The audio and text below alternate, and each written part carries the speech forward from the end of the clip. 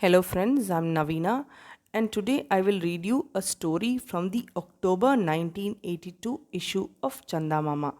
The story's name is The Hidden Fact. Ravi proposed Sudarshan's marriage with Hema. Sudarshan went with him to Hema's house. Hema had lost her parents, but Ravi and the other friends of Sudarshan who knew Hema were all praised for her. Hema's elder brother, who was her guardian, was not at home. However, Ravi and Sudarshan were warmly received by Hema's sister in law. The sister in law brought Hema out before Ravi and Sudarshan. Ravi was a family friend. Through his good humor, he could make Hema talk. It was not difficult for Ravi to understand that Sudarshan liked Hema. Let me make one point quite clear, Sudarshan. Do not expect any dowry. The bride's brother cannot afford any, said Ravi. I would have refused to accept any dowry, even if the bride's brother had enough. I'm dead against that cursed custom, said Sudarshan. Sudarshan, I wish Hema's father, Hari Acharya, the physician, were alive today. How happy he would have been, commented Ravi. Sudarshan gave a start. Hari Acharya, the physician? But did he not belong to Parvatipur? He asked. You are right. He spent many years at Parvatipur, but he had shifted to this place. That was shortly before his death, answered Ravi.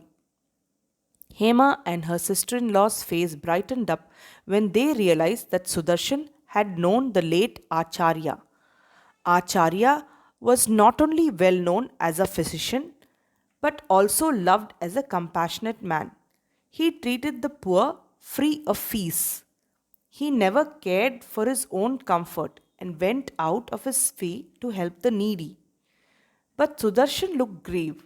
Ravi felt intrigued. So, you knew Acharya, did you? He asked. Instead of answering Ravi, Sudarshan stood up all of a sudden. Ravi, had I known that you were leading me to Hari Acharya's house, I would not have accompanied you. I am sorry. Please call off the proposal, he said while leaving the house in a huff. Hema broke into tears. Her sister in law's condition was no better. Ravi kept sitting dumbfounded. In the evening, Ravi visited Sudarshan and said, My friend, your conduct was most bewildering. You are new to this place. What do you know of Acharya? Everybody will say that he was a saintly man. The people of Parvatipur too loved him, no less. I wonder what could be your grievance against him. I am sorry for my conduct at Hema's house, but I am sure you will understand me if I tell you my experience of Acharya. This was 6 years ago. I was living in my hometown. I had a friend Rajan by name. He had just married and got a job at Parvatipur. I had promised to visit him at Parvatipur, but a year passed before I could find time to fulfill my promise. And what a pity! On reaching his residence, I found that he had been bedridden since a week. I introduced myself to his wife Geeta. She shed tears and said how warmly my friend used to speak of me. Rajan was in no condition to even recognize me. The local physicians had done their best, but to no avail.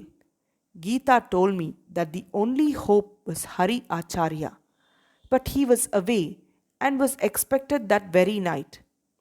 I decided to call Hari Acharya as soon as he was back.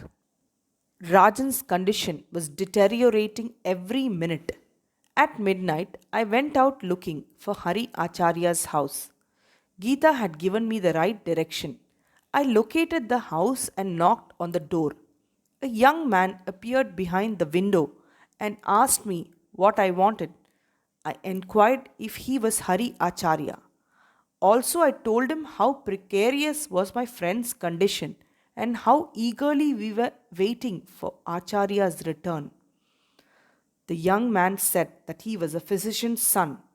Then I heard him calling out to his father and asking him if he would care to visit a patient at that hour. I heard Acharya telling him, to ask me to get out. He might visit in the morning if the patient was lucky enough to remain alive till then. Acharya's son peeped through the window and rudely asked me to go away. Then he shut the window. I was shocked at that physician's behavior. I suppressed my anger and arranged for a cart that very night. Geeta and I carried Rajan to the cart and drove to the town. We had just reached the town when Rajan breathed his last. Tell me, Ravi, how can I excuse Acharya or his son? Ravi found tears drizzling in Sudarshan's eyes. His heart stirred with the tragic memory of his friend. Ravi had no word to defend Acharya's action. He left Sudarshan's lodge. It was evening. Sudarshan heard someone's footsteps on his veranda. It was Hema. Sudarshan welcomed her, feeling quite embarrassed and surprised.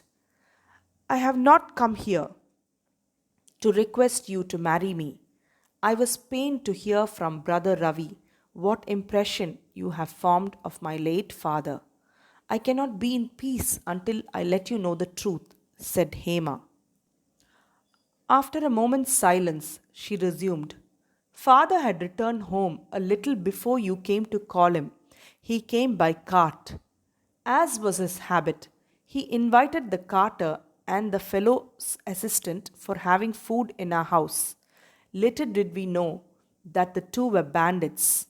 Once inside, they brandished daggers and went on a plundering spree. When you knocked on the door and they found out that you were a stranger to the place, one of them posed as the physician's son and the other responded as the physician. My father, anxious at your call, resisted the bandits and tried to go near the door. At that, one of the bandits stabbed him. Soon thereafter, we left Parvatipur and came to settle down here. But father never quite recovered from that shock and wound. He died the next year. The culprits, of course, had been caught. They are now in jail. Hema wiped her eyes. A stunned Sudarshan approached her when she was about to leave and said, I do not know how to apologize for my rudeness.